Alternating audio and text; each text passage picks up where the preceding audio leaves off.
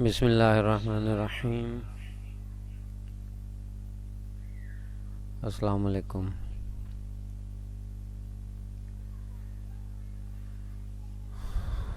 तो जैसा हम लोगों ने पिछली क्लासेस में देखा, पिछली दफ़ा हम लोगों ने ये देखा कि किसी भी ऑब्जेक्ट को हम लोग एम्ब्रॉयडरी में जो है किन टूलों से फिल कर सकते हैं। उसमें हम लोगों के पास दो किस्म के टूल थे, जिनमें इनपुट के टूल थे और आउटलाइन के टूल थे। इन दोनों की मदद से हम लोग किसी भी ऑब्जेक्ट को फिल कर सकते हैं। उसके बाद हम लोगों ने देखा कि जो हमारे पास मुख्तलिफ़ किस्म के टूल्स थे इनपुट के और आउटलाइन के, उनकी हम लोगों ने प्रॉपर्टीज़ देखी और उनमें जो इफ़ेक्ट बनते हैं इनपुट के टूलों में वो हम लोगों ने देखे कौन कौन से बनते हैं। अब पिछली क्लास में मैंने वर्किंग दी थी, लेकिन इस वीक जो है बहुत कम लोगों ने उस पर मेहनत करी है। उसमें जो है किसी ने भी जो है इस दफ़ा वो नई चीज़ें बनाई जो मैंने भेजी थी, ग्रुप में शेयर करी थी। तो कोशिश किया करें जो चीज़ें मैं ग्रुप में शेयर करता हूँ उस पे लाजमी वर्किंग किया करें, क्योंकि वो डिफ़ॉल्ट में इसके चीज़ें हैं और उनके ऊपर जो है सही हाथ सेट हो जाता है बंदे का और सारी चीज़ें उसमें कवर हो जाती हैं। तो जैसा हम लोगों ने इनपुट के टूल भी देख लिए और आउटलाइन के टूल और उनके इफ़ेक्ट, आज हम लोग देखेंगे इसके अलावा इसमें जो फर्दर चीज़ें होती हैं उनको हम लोग कैसे जो है वो वर्किंग कर सकते हैं उन पे। अच्छा जी, अब इसमें एक ये टूल बार होती है, सर्कल टूल बार। इसको थोड़ा सा देख लेते हैं, फिर उसके बाद हम लोग देखेंगे ऑफसेट के बारे में। आज जो है हम लोग डिटेल से देखेंगे किस तरीके से वर्किंग होती है ऑफसेट की। किसी भी ऑब्जेक्ट को जब हम बना लेते हैं तो उसका जब हम लोगों ने ऑफसेट लगाना होता है तो वो किस तरीके से लगाते हैं। अच्छा, अब इसमें जो है एक सर्कल होता है। ये जब आप इसको सेलेक्ट करते हो और इसको बनाते हो, जैसे हम लोग एलिप्स को लेके बनाते हैं, वेक्टराइज करते हैं उसको, ये इसी तरीके से होता है सर्कल, लेकिन ये फिल हो जाता है उसी टाइम। दूसरा इसमें होता है स्टार और तीसरा इसमें होता है रिंग। हम लोग इन तीनों को देखेंगे कैसे वर्किंग होती है। और ये बाज़ात जो है मैं आप लोगों को, जैसे ये देखें कि ये एक फ़्लावर बना हुआ है, इस फ्लावर में मैंने ये चीज़ बनाई हुई है कॉम्प्लेक्स फिल से। और ये जो सा हमारा ऑब्जेक्ट नंबर था ये 143 था, कॉम्प्लेक्स फिल से बना हुआ है। इसको ज़ाहिर सी बात है पहले मैंने एलिप्स में बनाया था, ठीक है, और उसके बाद जो है इसको मैंने कॉम्प्लेक्स फिल यहाँ से लिया और इसको जो है मैंने फिल कर दिया था, ठीक है। इस तरीके से ये बना हुआ है। अब यही चीज़ हम लोग इससे भी कर सकते हैं। अब उसमें देखें, पहले मैंने उस चीज़ को वेक्टर में ला के आया, सर्कल एक बनाया, और फिर उसके बाद जो है मैंने उसमें जो है स्टिचेस जो हैं लगाई कॉम्प्लेक्स फिल की मदद से। अब इसमें क्या होता है कि जस्ट आपने इसको सेलेक्ट करना है और जैसे आप वेक्टर में उसको एलिप्स को बना रहे थे इसी तरीके से आपने 2 दफ़ा एंटर करना है और ये आपको फिलिंग में मिल जाएगा। और ये जब आप इसको फिल करेंगे तो ये आपको बताएगा कि ये सर्कल है, ठीक है ना। ये सर्कल है। अब देखें, ना तो ये इनपुट ए से फिल हुआ है ना ही आउटलाइन से हुआ है, ठीक हो गया। और ये सर्कल एक लगा हुआ है। अब इसमें आपको आगे चल के काफ़ी चीज़ें जब हमारी ट्रैवलिंग की क्लासें शुरू होंगी उसमें पता चलेगा कि इसमें और इसमें क्या फ़र्क है बनाने में। इन दोनों में फ़र्क है। अगर यही चीज़ इनपुट ए से बनाई जाए उससे वो बेहतर है सबसे, कॉम्प्लेक्स उससे कम, और जो सा सर्कल है उससे कम। यानी कि सबसे ज़्यादा फ़ायदेमंद जो सी चीज़ है अगर ये बनाई जाए इनपुट ए से, सबसे ज़्यादा फ़ायदेमंद वो होती है जो कि इनपुट ए से बनाई जाएगी। वो आगे चल के हमें इन चीज़ों का आहिस्ता आहिस्ता पता चलता जाएगा। इसीलिए मैं आप लोगों को शुरू से ये कह रहा हूँ कि आप लोगों ने जो भी चीज़ बनानी है वो कोशिश करनी है कि इनपुट ए से बनाएं। इनपुट ए से नहीं बन रही तो बी से बनाएं, बी से नहीं तो कॉम्प्लेक्स से या फ्यूजन से बनाएं, ठीक है ना। अब ये देखें कि ये चारों चीज़ें जो सी बनी हुई हैं, ये दो ऊपर वाली तो जो हैं कॉम्प्लेक्स से बनी हुई हैं, और नीचे वाली भी वही चीज़ बनी हुई है लेकिन ये सर्कल से बनी हुई है, और उसके आगे जो सी ये चीज़ बनी हुई है, फोर्थ हमारा बना हुआ है, ये इनपुट ए से बना हुआ है लेकिन चीज़ वही बनी हुई है। ठीक हो गया। अब सर्कल के अंदर जैसे देखें, अगर आप जैसे हम लोग इफ़ेक्ट चेंज करते हैं, अब अगर इसमें भी हम लोग ततामी लगाना चाहें ततामी लगा सकते हैं, जिगजैग लगाना चाहें जिगजैग लगा सकते हैं, ई स्टिच जो भी हम लोग इसमें अप्लाई करना चाहें वो कर सकते हैं, ये नहीं कि नहीं हो सकता। लेकिन इसका जो सा स्टार्ट एंड है वहाँ पे जाके प्रॉब्लम आती है जब हम लोग इसकी ट्रैवलिंग कर रहे होते हैं। अच्छा, इसमें दूसरी ऑप्शन हमारी आ जाती है स्टार की। ये सर्कल जो है ज़्यादातर यूज़ होता है जब हम लोग फ्लावर बनाते हैं और बीच में जो हमारी जगह रह जाती है उसको फिल करने के लिए ये सर्कल वहाँ पे यूज़ होता है। और वैसे भी काफ़ी जगह पे होता है बॉर्डर के अंदर, कई लोग गलों में भी इसको यूज़ करते हैं। इसको बिंदी भी कहा जाता है, कई लोग इसको बिंदी भी कहते हैं। इसका इफ़ेक्ट बिल्कुल बिंदी की तरह होता है। तो उसके बाद हमारे पास आ जाता है स्टार। अब ये भी इसके अंदर यूज़ होता है जो आपका फ्लावर है, फ्लावर के अंदर जहाँ पे मैंने ये सर्कल लगाया यहाँ पे ही ये स्टार भी लगता है। फिर इसको फिल करने का तरीका, बनाने का तरीका वही है जो हमारा सर्कल का है। इसको भी सिलेक्ट करेंगे और पहला क्लिक करेंगे और जितना हम लोगों ने बड़ा बनाना है वहाँ तक ला के इसको 2 दफ़ा जो है हम लोग इंटर दबाएंगे तो ये हमारा स्टार बन जाएगा। ये स्टार बेसिकली जिगजैग स्टिच में बना हुआ होता है। जैसे हम लोगों ने इसमें जो है इफ़ेक्ट चेंज कर लिया साटन का, ततामी का या किसी और चीज़ का, ई स्टिच का, प्रोग्राम स्प्लिट का, स्टार के हम लोग अंदर जो है ये नहीं चेंज कर सकते E2 के अंदर।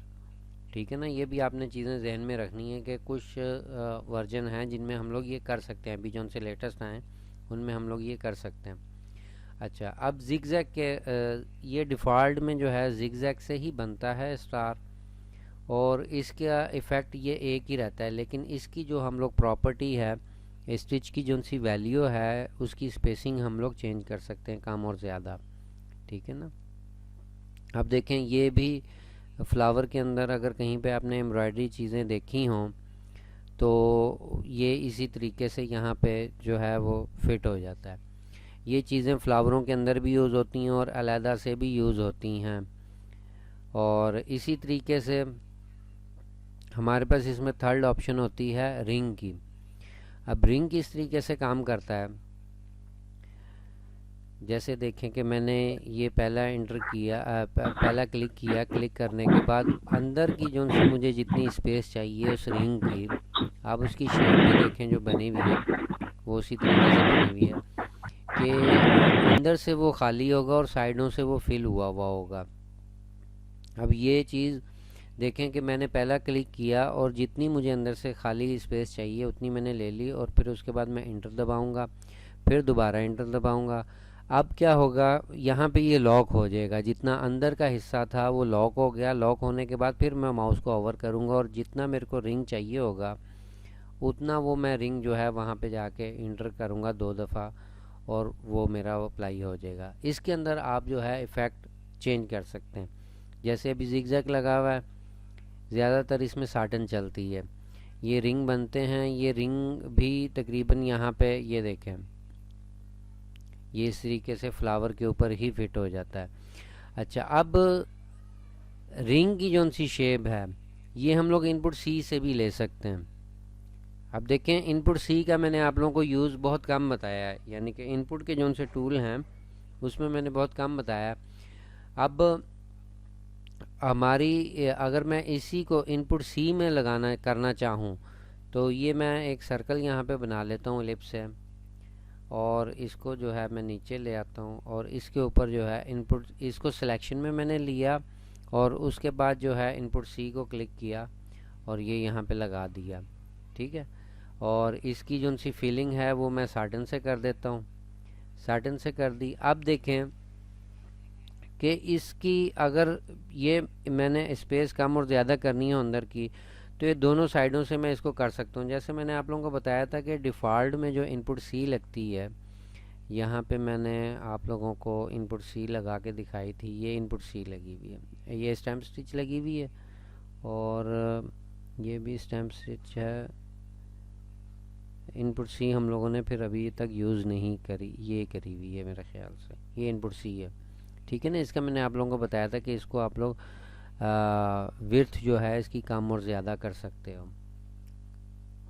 अब यहाँ पे आते हैं कि अगर मुझे इसके अंदर का एरिया कम करना है तो ज़ाहिर सी बात है बाहर का भी कम होगा जब मैं इसको यहाँ से इसकी जो है विड्थ कम और ज़्यादा करूँगा। ये देखें बनेगी ये भी वही शेप जैसे वो रिंग मैंने बनाया, लेकिन ये इनपुट सी से बना हुआ है और ये रिंग से बना हुआ है। अब इनकी ये सारी चीज़ें बनाने का मकसद ये है कि आप लोगों को ये चीज़ इल्म में हो कि ये चीज़ें डिफरेंट वे से बन जाती हैं, लेकिन जब हम लोग एक डिज़ाइन क्लियर कर रहे होते हैं और उस टाइम पे जब हम लोग इसकी ट्रैवलिंग कर रहे होते हैं, ये प्रॉब्लम हमें उस टाइम पे फेस करनी होती है। अभी तो हम लोगों को लुक एक जैसी लग रही है और एक ही जैसी चीज़ें बन रही हैं, लेकिन जब हम लोग वहाँ पे ट्रैवलिंग कर रहे होते हैं तो फिर हमें कुछ चीज़ें मज़ीद फॉल्ट जो हैं वहाँ पे जाके पता चलते हैं कि अगर हम लोगों ने ये चीज़ इस चीज़ से बनाई हुई होती, इस टूल से बनाई हुई होती, तो हमें ये प्रॉब्लम नहीं आती। वो भी इंशाल्लाह ताला हम लोग आगे देखेंगे। अभी सिर्फ आप लोगों को बताने का मकसद ये है कि डिफरेंट वे से एक ही जैसी चीज़ बन जाती है। ये ज़रूरी नहीं है कि आप एक ही टूल से लगाई आपने चीज़ और वो उससे बन गई, वो किसी दूसरे टूल से भी बन सकती है। ठीक है, अच्छा जी, अब ये हमारी क्लियर हो गई। अब उसके बाद हमारे पास आ जाता है आज जो सा मेन टॉपिक है वो हमारा है ऑफसेट। ठीक है ना, अब जैसे मैंने ये इनपुट ए से बनाया, इसको मैं अलहदा कर लेता हूँ इस बिंदी को और इसको थोड़ा सा बड़ा कर लेते हैं और इसका मैं कलर भी चेंज कर लेता हूँ। अब देखें ऑफसेट क्या करता है। अब मैं ये चाहता हूँ कि इसकी एक आउटलाइन लग जाए, बजाय के देखें मैं यहाँ से एक रन लूँ, आउटलाइन का टूल लूँ और उसको यहाँ पे फर्स्ट क्लिक, सेकंड, थर्ड और 4 और 5। अब ये देखें कि यहाँ पे मेरे 5 क्लिक हुए और मेरी उसकी आउटलाइन बन गई।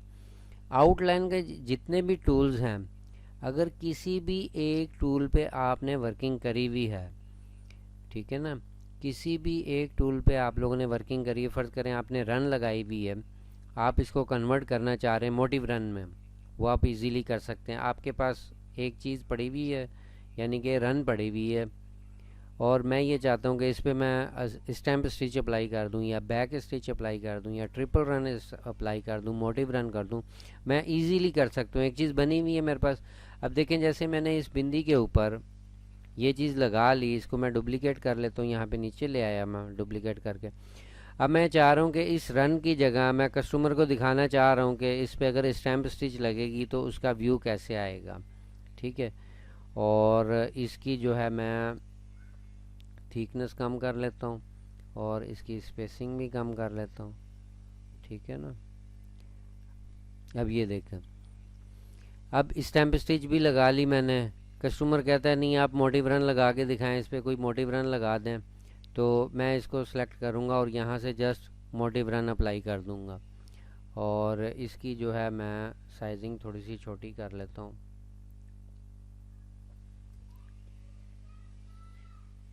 ये देखें, अब लगी तो ये मोटिव रन है और लगी भी कौन सी है, काइट 1 जो इसकी डिफ़ॉल्ट में होती है। अब यहाँ पे देखें तो ये शेप नहीं मिल रही, लेकिन जब मैंने उसकी साइजिंग चेंज करी तो मेरे को देखें कि स्टार टाइप की जो है ना वो मिल गई, उसकी व्यू मिल गया। तो इसी तरीके से आप लोगों ने मुख्तलिफ़ चीज़ें उस पर अप्लाई करके और उनकी ये स्पेसिंग वगैरह कम और ज़्यादा करनी है, तो आप लोगों को एक मुख्तलिफ इफ़ेक्ट मिल जाया करेगा। ठीक है ना, अच्छा, अब बताने का मकसद ये था कि किसी भी आउटलाइन को हम लोग अगर हम लोगों ने किसी भी आउटलाइन के टूल को यूज़ करके उसकी मदद से कोई चीज़ बनाई हुई है, कोई ऑब्जेक्ट बनाया हुआ है, उस पे हम लोग कोई भी आउटलाइन का टूल जौन सा है उसकी हम लोग आउटपुट ले सकते हैं। यानी कि अगर रन लगी हुई है उसको ट्रिपल रन में कन्वर्ट कर देंगे, या मोटिव रन में कर देंगे, स्टैम्प स्टिच में कर देंगे। और जो चीज़ आपके पास आउटलाइन के टूल में यूज़ हुई हुई है, ठीक है ना। आप देखें, मैं ये चाहता हूँ कि ये जो सी मेरी स्टैम्प स्टिच लगी हुई है इसकी जगह जो है इनपुट सी अप्लाई हो जाए। उसके लिए क्या करूँगा, इसको मैं पहले रन में लेके जाऊँगा। रन में लाने के बाद इसको मैं सिलेक्शन में ला के और इनपुट सी सिलेक्ट करूँगा, और उसके बाद जो है मैं इंटर दबाऊँगा तो ये मेरी इनपुट सी जो है इस पर अप्लाई हो जाएगी, ठीक है ना। और इस पर मैं साटन कर देता हूँ। ये देखें, ये चीज़ मेरे पास ऑलरेडी बनी हुई थी, मुझे इनपुट सी से वो चीज़ बनानी नहीं पड़ी। उसी रन के ऊपर मैंने इसको कन्वर्ट कर दिया इनपुट सी के अंदर।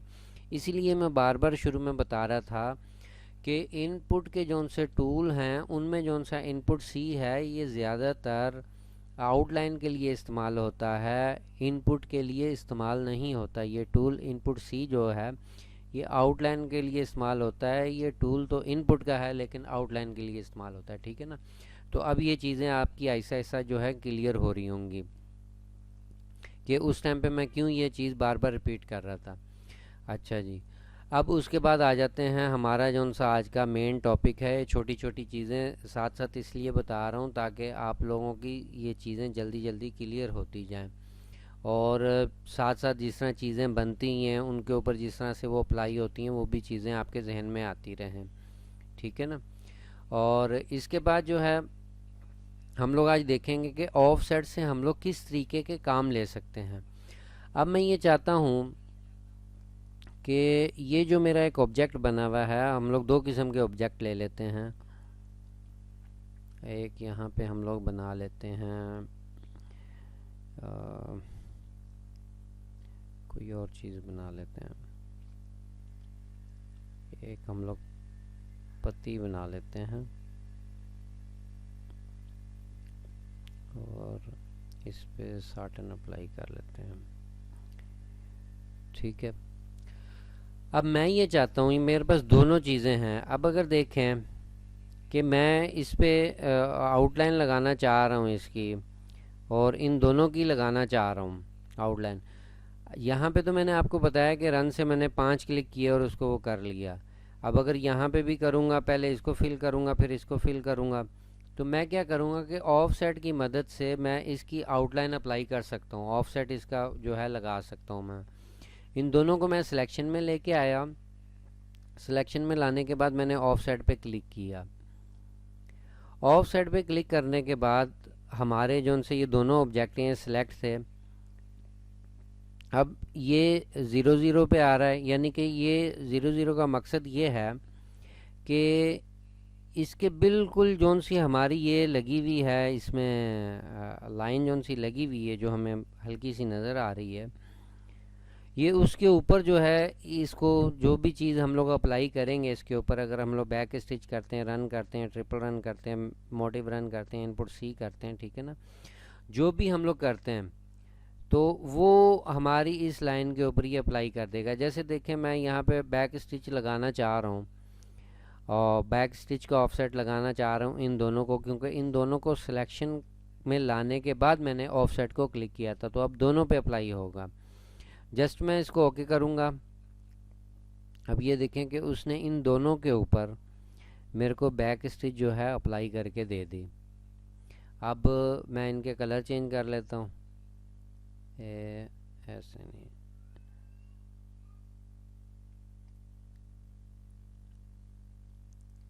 इसकी भी बैक स्टिच लेके, ये देखें ये हमारी आउटलाइन लग गई इसकी।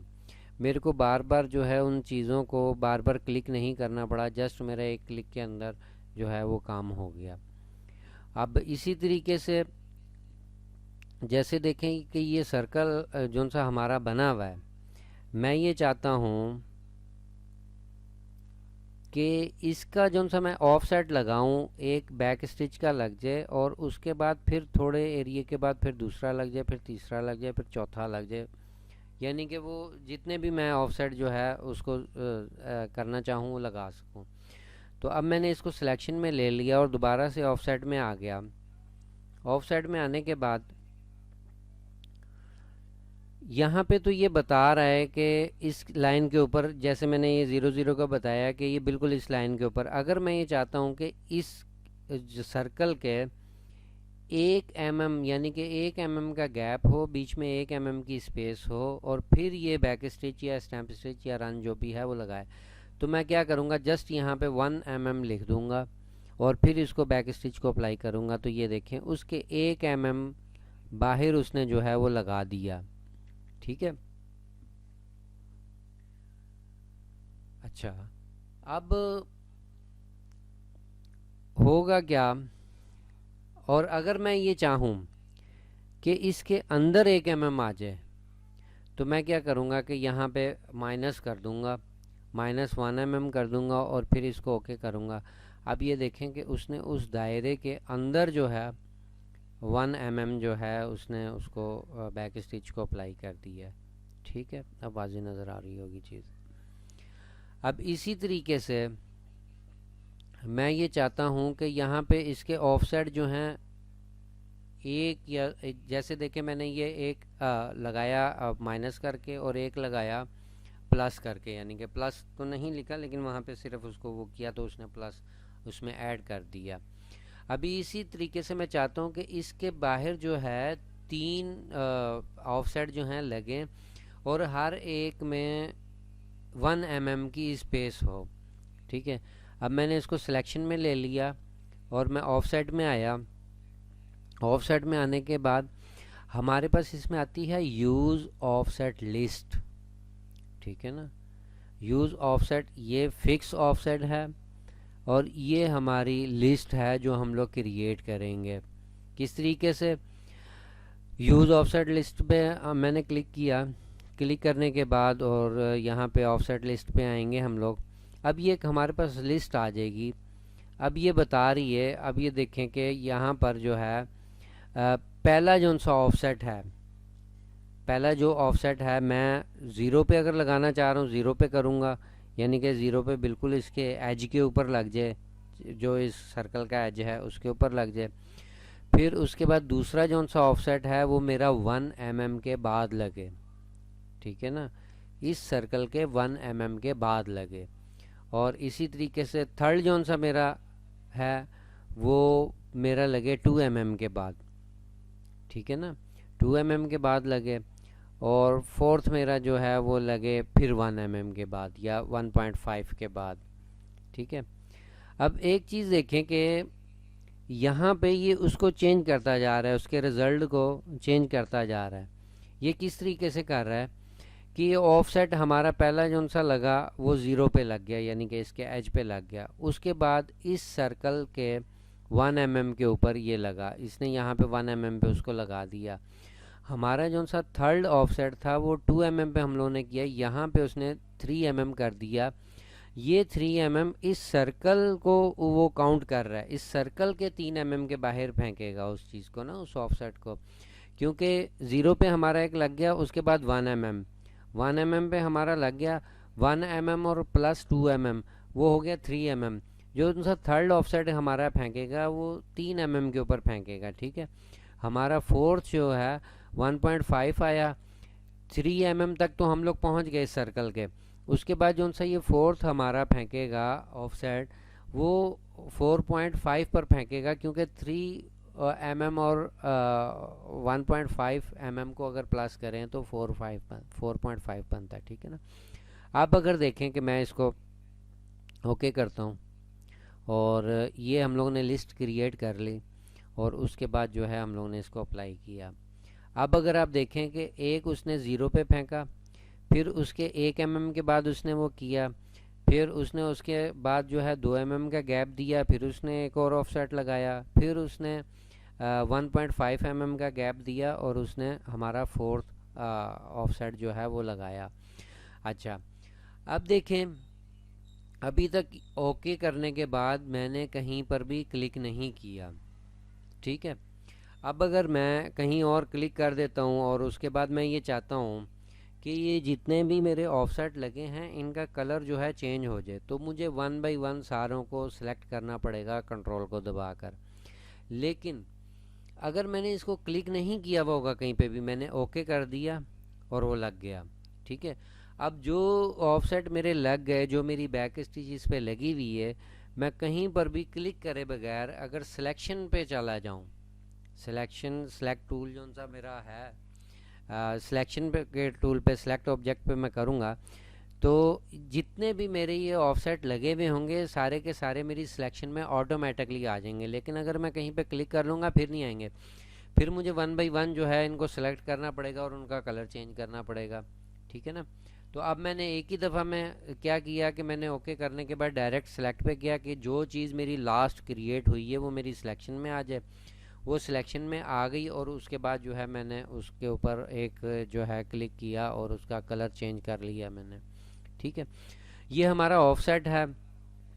अब ऑफसेट में काफ़ी चीज़ें ऐसी होती हैं, जैसे मैं एक और ये चीज़ ले लेता हूँ सर्कल, और दोबारा से ऑफसेट में आ जाते हैं। अब जब तक मेरा यहाँ पे क्लिक होगा, ठीक है ना, जब तक मेरा यहाँ पे क्लिक होगा और मैं जितनी दफ़ा भी आगे जो मैंने लिस्ट एक क्रिएट करी हुई है, यानी कि मैंने इसको सिलेक्शन में लिया और मैं यहाँ पे आ गया और मेरी लिस्ट बनी हुई है, और मैं जैसे ही इसको ओके करूँगा तो ये बिल्कुल वही चीज़ दोबारा से बना देगा जो मैंने लास्ट टाइम पे करी थी, जो मेरी लिस्ट तैयार पड़ी है वहाँ पे। बाज़ औक़ात ऐसा होता है जब हम लोग एक डिज़ाइन बना रहे होते हैं उसमें एक ही चीज़ हमें बार बार रिपीट करनी होती है, तो हम लोग इसी तरीके से एक दफ़ा वो लिस्ट बना लेते हैं और उस चीज़ को अप्लाई करते चले जाते हैं, ठीक है। अब जब तक मैं इसको यहाँ से चेंज नहीं करूँगा, यानी कि अगला मैंने ऑब्जेक्ट बनाया और इस पर मेरे को चाहिए कि सिर्फ इसके एज के ऊपर एक सिंगल लग जाए, तो उस पर जब मैं ऑफसेट पे जाऊँगा और मेरे को यहाँ पे फिक्स ऑफसेट पे क्लिक करना पड़ेगा, और यहाँ पे जो है जो भी मैं एज पे रखना चाह रहा हूँ, माइनस पे रखना चाह रहा हूँ या प्लस पे रखना चाह रहा हूँ, मेरे को करना पड़ेगा, और उसके बाद जो है वो हो गया। अब जैसे जैसे डिज़ाइन में चीज़ें बनती चली जाती हैं, अब ये यहाँ पे मैंने इसको एक और डुप्लीकेट कर लिया। अब मुझे फिर से वो चीज़ चाहिए जो यहाँ पे मैंने अप्लाई करी हुई थी, ठीक है ना। ये वही चीज़ मेरे को दोबारा से चाहिए, तो मैं क्या करूँगा कि ऑफसेट पे जाऊँगा और लिस्ट मैंने क्रिएट करी हुई है पहले से, और मैं यूज़ ऑफसेट लिस्ट पे करूँगा और दोबारा से क्लिक करूँगा और ये चीज़ वहाँ पे मेरी अप्लाई हो जाएगी। ये हमारा ऑफसेट है, ठीक है ना। ऑफसेट बहुत सारी जगह पे यूज़ होता है, और इसको आप जो है जैसे देखें कि आपने एक रन लगाई हुई है, अगर देखें कि मैंने एक रन यूँ लगाई, वही शेप हम लोग बना लेते हैं जो पॉलीलाइन की, ठीक है। ये शेप मैंने बनाई और इसके ऊपर मैं जो है रन को अप्लाई कर देता हूँ। अब इसका अगर मैं ऑफसेट लगाना चाहूँ तो नहीं लगेगा, जो चीज़ क्लोज हुई भी होगी, क्लोज यानी कि जिसके एज आपस में मिले हुए होंगे, ये सिर्फ उन चीज़ों पे अप्लाई होगा। अब देखें कि अगर मैं पॉलीगॉन से ये चीज़ बनाता हूँ और ये यहाँ पे फिल हो गई, यानी कि इसके एज जो है आपस में मिल गए, मिलने के बाद मैंने इस रन पे अप्लाई किया, और इस रन को ही मैं अगर इसके ऊपर ऑफसेट लगाना चाहूँ, ये देखें यहाँ पे हाईलाइट हो रही है ऑफसेट की, मेरी कमांड है वो हाईलाइट हो रही है इसको सिलेक्शन में लाने के बाद, लेकिन जब मैं इसको सिलेक्ट करूँगा तो ये हाईलाइट नहीं हो रही। इसी तरीके से ये देखें, ये क्लोज था, आपस में जुड़ा हुआ था, रन लगाई थी, क्योंकि जिस एज से मैंने उसको स्टार्टिंग ली थी वहाँ पे ही ला के उसको क्लोज भी कर दिया था, उसके नज़दीक ले गया था उसको, ठीक है ना। तो जो चीज़ें आपस में क्लोज हो रही होंगी, जो भी ऑब्जेक्ट हमारे, उनके ऊपर हम लोग उसको ऑफसेट को जो है अप्लाई कर सकते हैं। आप देखें जैसे मैं इस पर अगर करना चाहूँ, मैं एक लिस्ट जो है वो करना चाहूँ, तो ये ऑलरेडी मेरी वो चीज़ बन गई। अब ये देखें यहाँ पे कॉर्नर नहीं बने, अब अगर ये कॉर्नर भी मैंने साथ में बनाने हों तो मैं जस्ट यहाँ पे क्लिक करूँगा और इसको ओके कर दूँगा। ये देखें, ये वो चीज़ मेरी बन गई। अब ये क्या करेगा, ऑफसेट लगाने से ये होता है कि बाज़ जगह पे ये चीज़ें ख़राब भी बनना शुरू हो जाती हैं। अब देखें यहाँ पे तो मैंने 2 mm का गैप दिया है इसको। मैंने फर्स्ट तो उसके एज पे ही रखा था, सेकंड 1 mm पे रखा था, थर्ड जो है 2 mm पे रखा था, फोर्थ जो है 1.5 पे रखा था। अब इसने क्या किया कि यहाँ पे तो 2 mm कर लिया और यहाँ पे भी कर लिया, यहाँ पे इसने 2 mm से ज़्यादा कर दिया है। अगर मैं इसकी मेजरमेंट करूँ, एम कमांड होती है किसी भी मेजरमेंट करने के टूल की, जो सी है वो एम कमांड है। एम आप ये नोट कर लें, पहले भी मैंने नोट करवाई हुई है। अब मैं चाह रहा हूँ कि मैं चेक करूँ कि मेरा यहाँ से यहाँ तक का फासला जो है वो कितना है। देखें तकरीबन 6 mm बन रहा है, और अगर यहाँ पे करूँ तो मेरा तकरीबन 2 mm ही बन रहा है, और अगर यहाँ से यहाँ पे करूँ तो पूरा 2 mm बन रहा है। ठीक है ना। तो ये यहाँ पे आके हमें इसमें प्रॉब्लम होती है। फिर उसके बाद इसको मैनुअली हम लोगों को जो है सेट करना पड़ता है। उसको रीशेप में जाके, रीशेप के लिए एच की कमांड इस्तेमाल होती है। एच जो है, आप किसी भी ऑब्जेक्ट को जब सेलेक्ट करके आप एच दबाएंगे तो चीज़ रीशेप में चली जाएगी, वो ऑब्जेक्ट रीशेप में चला जाएगा। ठीक है ना। अब ये देखें, ये मेरे को मैनुअली जो है वो करना पड़ रहा है। ठीक है ना। और यहाँ पे भी मैं इसका नोट चेंज कर देता हूँ, और इसी तरीके से बाहर वाले को भी। ये देखें, ये अब उस वो शेप बन रही है जो मैं चाह रहा था। ठीक है। अच्छा जी, ये हमारा है ऑफसेट। ये ऑफसेट काफ़ी चीज़ों में यूज़ होता है। जब हम लोग फ्लावर वगैरह बनाते हैं और उसकी आउटलाइन हमें चाहिए होती है, तो अब देखें कि अगर जैसे इसमें 5 पत्तियां बनी हुई हैं इस फ्लावर के अंदर, और मैं अगर अलग-अलग करूँगा तो मेरे को टाइम लगेगा। लेकिन इससे क्या होता है कि हमारी स्टिच जो है बढ़ भी जाती है। अब उसका मैं आप लोगों को एक एग्जांपल देता हूँ। इसको मैं साइड पे कर लेता हूँ, और अब ये देखें कि ये यहाँ पे हमारे पास लगी हुई है बैक स्टिच। ठीक है, बैक स्टिच लगी हुई है, और उसकी जो सी प्रॉपर्टी है, प्रॉपर्टी में अगर हम लोग देखें, इसकी जो सी लेंथ है वो 2.5 है, और मिनिमम जो है 0.80 है, और स्ट्रोक उसके जो हैं वो 3 हैं, यानी कि 3 टाइम ये रन लग रही है। अब मैं इसको मैनुअली बनाता हूँ। ये हमारी ऑटो बनी हुई है, इसको मैं साइड पे कर लेता हूँ। इसी को मैं डुप्लीकेट करके अलहदा कर लेता हूँ, और अब हम लोग इसको प्रोसेस में जाके इसकी चेक कर लेते हैं कि स्टिचें कितनी बन रही हैं। इसकी 241 जो है स्टिचेस बन रही हैं। अब अगर हम लोग इसको मैनुअली बनाएंगे इस चीज़ को, तो वो मैं आपको बना के दिखाता हूँ, और उसके बाद हम लोग देखेंगे कि मैनुअल बनाने में और अगर हम लोग ऑफसेट लगाते हैं उसमें हम लोगों को फ़ायदा क्या है और लॉस क्या है। ये एक मैंने बनाया और इसको भी वही चीज़ें अप्लाई कर दी, और उसको करने के बाद मैंने इसको 5 टाइम जो है मैं इसको रे कर लेता हूँ। ये भी चीज़ हम लोग जो है आज इंशाल्लाह करते हैं। ये जो सी टूल बार है रे वाली, इसको मैंने यहाँ पे अप्लाई कर दिया और सेलेक्ट कर लिया, और इसको मैं साइड पे ले आया। अब ये देखें, ये दोनों एक ही चीज़ें बनी हुई हैं। अगर इसकी प्रॉपर्टी देखें 2.5 पर है, और इसकी थिकनेस वगैरह, क्राउड गैप और ओवरलैप वगैरह 50 पर है, और इसका भी हम लोग सेम ही जो है वो कर लेते हैं। अब ये वैसे मैंने इसको यस नहीं करना था ताकि मैनुअल ही रहता। एक मिनट, इसको डिलीट करके दोबारा से बनाते हैं।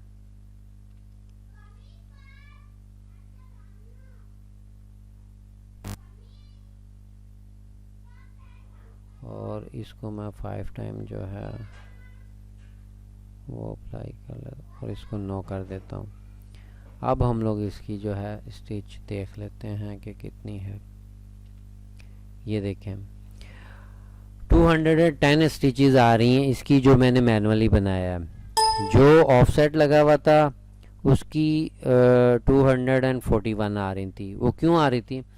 क्योंकि उसने उसकी ये वाला एरिया भी ले लिया। आप देखें जब फ्लावर के ऊपर हमारी ये चीज़ लग जाएगी तो यहाँ पे जो सी स्टिचेस हैं वो तो हमारे किसी काम नहीं आएंगी, लेकिन बिलिंग में वो शामिल होंगी। जो आपका क्लाइंट होगा उसको वो बिलिंग उसकी पड़ेगी। अब यहाँ पे अगर ये देखें कि आपकी 31 स्टिचेस जो हैं कम हो गई, और यही फ्लावर अगर आपका 100 टाइम चला हुआ है आपके डिज़ाइन के अंदर, तो आप देखें कि कितनी बिलिंग आप ज़्यादा कर रहे हो मशीन वाले को आपकी छोटी सी गलती की वजह से। यानी कि आपने फ़ायदा तो अपना देख लिया कि आपने ऑफसेट लगा लिया, आपने अपने टाइम की बचत कर ली। अब देखें ऑफसेट लगाने में कितना टाइम लगा, और ये चीज़ मैंने बनाने में, अगर मैं देखें ऑफसेट इनको सारों को सिलेक्ट किया और ऑफसेट लगा लिया। अब अगर मैं मैनुअली बनाता हूँ, मैनुअली मैंने एक चीज़ बनाई और उसको 5 टाइम मैंने रिपीट कर लिया, टाइम तकरीबन एक ही जितना लगा, लेकिन मैंने एक चीज़ जो है जो कम पैसों में बन सकती थी उसको ज़्यादा पैसों में बनाया। और वो फालतू स्टिचेस जो इस ऑब्जेक्ट के नीचे थी वो मैंने लगा के जो है अपना लॉस किया, अपने क्लाइंट का लॉस कर दिया। ठीक है ना जी। तो जैसा मैं आप लोगों को बता रहा था, अब ये कुछ चीज़ें बना ली हैं लेकिन वो रिकॉर्डिंग नहीं हो सकी ऑडियो की, तो वो मैंने बोला दोबारा से वो चीज़ें जो हैं क्लियर कर लें। अब ये देखें कि ये चीज़ मैं बता रहा था कि हमारी यहाँ पे स्टिचेस कम और ज़्यादा हो रही थी। ठीक है, अब उसके बाद जो है हमारे पास ये चीज़ आ जाती है कि हम लोग जो है इसको रिपीट में लगाना चाहते हैं 5 टाइम या 6 टाइम।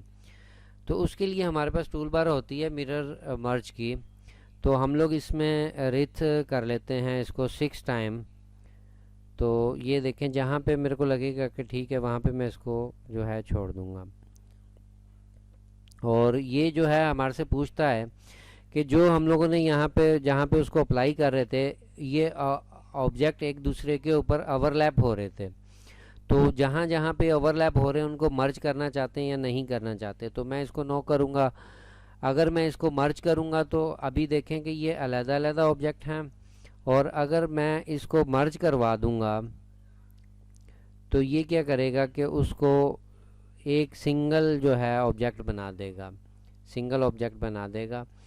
और उसके बाद जो है हमारे पास मैंने ये बताया था कि इसको अगर मैं अभी मैंने रिथ किया और अगर मैं इसको क्लाइडोस्कोप करूँगा तो ये देखें कि ये बिल्कुल सेम वही चीज़ बना के देगा जो हमारी रिथ से बन रही थी।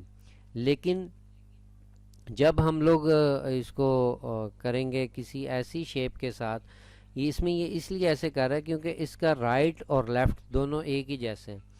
तो हम लोग क्या करेंगे कि एक अलहदा से कोई चीज़ लेंगे जिसका लेफ़्ट और राइट जो है डिफरेंट हो, और उस पे जो है हम लोग इसको अप्लाई करते हैं। अब देखें कि मैं इसके ऊपर अगर रिथ करता हूँ तो ये मेरे को एक शेप मिल गई, और अगर मैं इसको इसको करूँगा क्लाइडोस्कोप तो फिर ये देखें कि एक लेफ़्ट लेगा और एक राइट लेगा, एक लेफ़्ट और एक राइट। ये देखें इस तरीके से हमें ये चीज़ बना के देगा। उसके बाद मैंने बताया कि हम लोगों ने एक ये बॉक्स लिया। बॉक्स को जो है हम लोग ये चाहते थे कि अरे करें, अरे में हमारे पास 5 टाइम ये जो है राइट साइड पे आ जाए और अप साइड पे 6 टाइम चला जाए। तो यहाँ पे जैसे ही मैं ला के जहाँ पे मेरे को लगेगा कि एडजस्ट हो रहा है, मैं वहाँ पे दूसरा क्लिक करूँगा तो ये यहाँ पे इसने वो चीज़ बना दी। उसके बाद मैंने ये चीज़ बताई कि इसको यहाँ पे ले आते हैं, और मैं ये चाहता हूँ इसको मैं आपको ख़त्म कर देता हूँ, और राइट साइड पे मेरे को ये चाहिए हैं 6 बॉक्स चाहिए हैं, और उनके बीच का जो सा गैप है वो मुझे चाहिए है कि 1 mm या 2 mm के बाद जो है वो लगे। अगर 2 mm करना चाहूँगा तो ये मेरे को बता रहे हैं इस ऑब्जेक्ट का साइज़ जो है वो 3.7 है। इसमें मैं 2 mm और ऐड कर दूंगा, यानी कि इसको 5 0.7 कर दूंगा और उसके बाद जो है मैं इसको इंटर कर दूंगा और दोबारा से इंटर करूंगा, ये वहाँ पे जो है उसको अप्लाई कर देगा और बीच का जो सा गैप है वो 2 mm का दे देगा। इसी तरीके से अगर मैं चाहता हूँ कि अप साइड पे जो है वो 5 लग जाएं और राइट साइड पे भी 5 लग जाएं, तो मैं इसको अरे को दोबारा से क्लिक करूँगा और यहाँ पे 5 करूँगा और यहाँ पे भी 5 करूँगा और यहाँ पर मैं इसको 2 mm ऐड कर लूँगा यहाँ पे जितना मुझे गैप चाहिए है। और अगर आप पे मेरे को चाहिए है 3 mm का गैप, तो मैं यहाँ पे 3 mm ऐड कर लूँगा, इसको 6.7 कर लूँगा, ठीक है। और मैं इंटर दबाऊँगा और वो चीज़ जो है मेरी क्लियर हो जाएगी। इसी तरीके से जिस तरह मैंने आप लोगों को बताया कि ये रिथ और क्लाइडोस्कोप वर्किंग करता है, इसी तरीके से अरे और रिफ्लेक्ट काम करता है। उसके लिए क्या किया कि मैंने एक ये वाली शेप ली और अगर मैं इसको रिफ्लेक्ट करवाता हूँ यही चीज़ें, तो ये देखें, लेकिन अगर मैं इसको अरे करवाऊंगा तो ये बिल्कुल वही शेप जो है करेगा जो यहाँ पे मैंने बनाई हुई होगी। रिफ्लेक्ट क्या करेगा कि उसको एक को राइट को लेगा, एक को लेफ़्ट लेगा, राइट लेफ़्ट इस तरीके से वर्किंग करेगा। और अगर मैं इसको अरे में करूँ तो ये बिल्कुल वही शेप देगा जो मैंने बनाई हुई होगी, ठीक है जी। तो ये आज हम लोगों ने जो है क्लियर किया कि एक सर्कल के टूल को क्लियर किया, उसमें हम लोगों ने वो बिंदी बनाना देखी और स्टार देखा और रिंग बनाया हम लोगों ने, और इसको ऑफसेट के बारे में हम लोगों ने देखा, ऑफसेट को कैसे लगाया जाता है। उसके बाद जो है हम लोगों ने मिरर एंड मर्ज की आज टूल बार भी करी। आगे नेक्स्ट इंशाल्लाह ताला हम लोग को एक एक टूल बार करते जाएंगे और हम लोग की काफ़ी चीज़ें जो हैं क्लियर होती जाएंगी। कोशिश किया करें कि जो पिक्चर मैं शेयर करता हूँ इसमें ग्रुप के अंदर, उस पे जो है आप लोग वर्किंग ज़रूर किया करें और उसमें शेयर किया करें जो वर्किंग की हुई होती है, ताकि उसमें अगर कोई प्रॉब्लम आती है तो वो क्लियर हो सके। दूसरा ये था कि मैंने वादा किया हुआ था सारों से कनेक्टर सेटिंग का, आज इंशाल्लाह कनेक्टर सेटिंग की भी वीडियो मैं बना लेता हूँ और उसको भी आज ही इंशाल्लाह ताला अपलोड करेंगे। ठीक हो गया, अगले हफ्ते तक के लिए इजाज़त दें। अल्लाह हाफिज़।